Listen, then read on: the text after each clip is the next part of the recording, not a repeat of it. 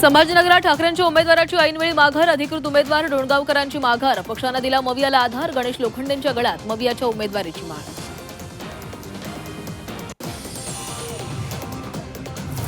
विधान परिषद निवडणुकीमधून नरेंद्र दराडे विरुद्ध गोकुळ गीते लढत. भाजप बंडखोर गोकुळ गीतेंचा अर्ज कायम. माझा बाप काढला जातोय, माघार घेणार नाही, गोकुळ गीतेंची भूमिका. जळगावात शिवसेनेच्या रेश्मा काळेंची बंडखोरी. भाजपच्या नंदकिशोर महाजनांना काळेंना थेट आव्हान. बंडखोरी शमवण्यात महायुतीच्या नेत्यांना अपयश.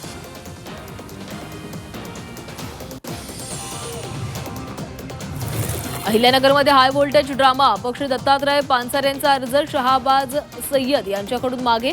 अर्ज बाद झाल्यास आत्महत्येचा इशारा देत पानसरेंचं ठिय्या आंदोलन. भंडारा गोंदियातून काँग्रेसनं 3 उमेदवारांची माघार. पोलिसांचा दबाव असल्याचा ईश्वरकरांचा आरोप, तर उमेदवारांना ईडीकडून धमकी आल्याचा नाना पटोलेंचा आरोप. नवनीत राणांना राष्ट्रवादीची राज्यसभेची उमेदवारी. झी 24 तासला खात्रीलायक सूत्रांची माहिती. सुनेत्रा पवारांच्या रिक्त जागी वर्णी लागण्याची शक्यता. नेते जय पवारांना कार्यकर्ते विक्रम काकडेंनी दिलं 10 कोटींचं कर्ज. प्लॉट खरेदीवेळी देवाणघेवाण झाल्याचा काकडेंचा दावा. कार्यकर्त्यांना नेत्याला कर्ज दिल्यानं आश्चर्य.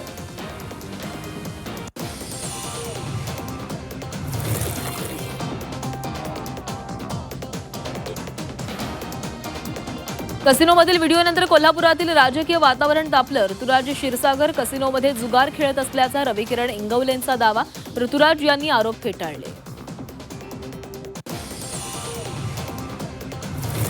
एमआयएम नगरसेवक मतीन पटेलची एसआयटीकडून 7 तास कसून चौकशी झाल्याची माहिती. वरिष्ठ नेत्यांच्या सांगण्यावरून निदा खानला मदत. मतीनची एसआयटीला माहिती.